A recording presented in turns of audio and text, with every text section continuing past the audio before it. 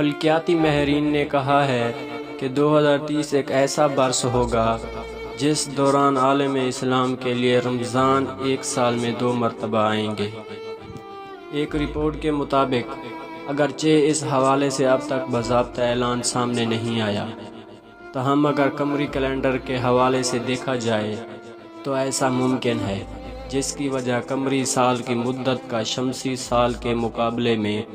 11 سے 12 دن کم ہونا ہے۔ قمری مہینہ ہر سال 10 سے 12 دن آگے بڑھتا ہے، جس سے توقع ہے 2030 میں پہلا رمضان جنوری اور دوسرا دسمبر کے آخر میں ہوگا۔ ہر سال رمضان گزشتہ سال کی تاریخ سے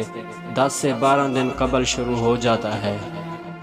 جس کے پیش نظر 2030 میں مسلمان ایک سال میں 2 مرتبہ رمضان المبارک کی برکتیں سمیٹیں گے۔